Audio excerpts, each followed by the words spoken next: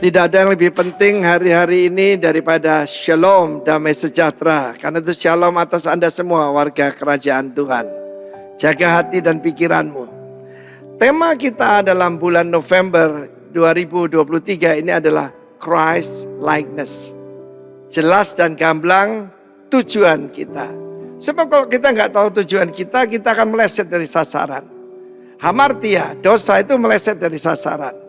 Di ayat yang sangat terkenal yang sering dikutip tapi salah dikutip adalah Roma 8 ayat 28. Kita tahu sekarang bahwa Allah turut bekerja dalam segala sesuatu untuk datangkan kebaikan bagi mereka yang mengasihi Dia, bagi mereka yang terpanggil sesuai dengan rencana Allah. Di dalam bahasa Inggris tidak ada perkataan Allah.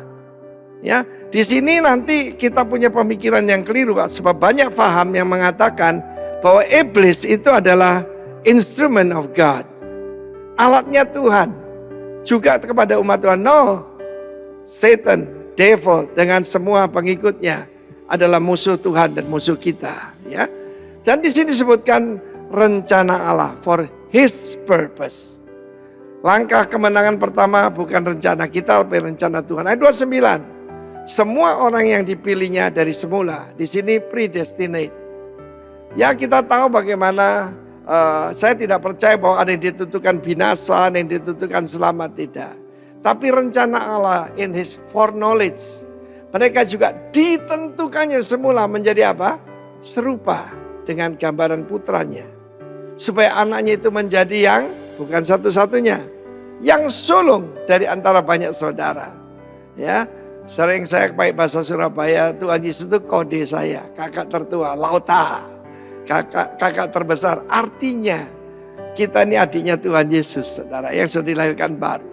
Dan mereka yang ditentukan dari semula itu, saudara saya, mereka dipanggilnya. Dan mereka yang dipanggil, kita lihat ya, ditentukan, dipanggil, kemudian dibenarkan, baru dimuliakan. It's a process.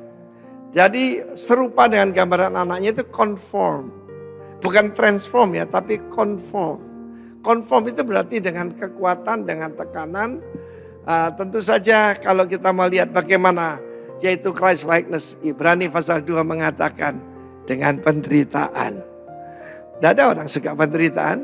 Kapan itu ada seorang pengkhotbah yang mungkin dia maksudnya joking, dia berkata, I give my wife 3 rings.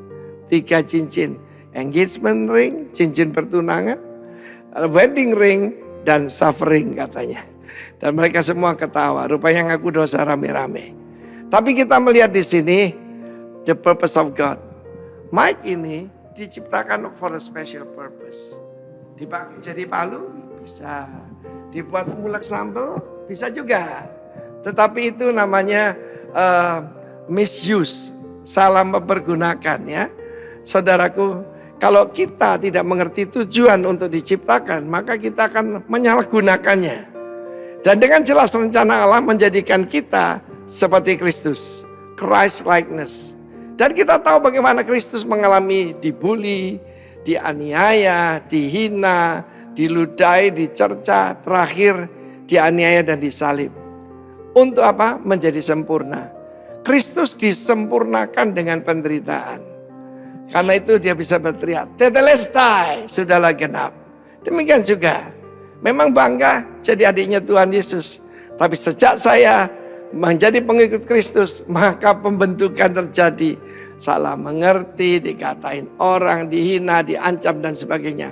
Tapi saya mengerti, kita tahu. Bukan Allah turut bekerja dalam segala sesuatu. Yang datangkan, saya beberapa kali yaitu dideteksi cancer dan bagaimana. Bukan dari Tuhan, dari iblis. Karena itu kita lawan, saudara. Jadi Roma 8 ayat 28 jangan quote salah ya. Tidak ada perkataan Allah di situ. Bukan Allah turut bekerja. No, Dia cuma memberikan kebaikan dan mengubah kita menjadi seperti Kristus. Haleluya. Amin.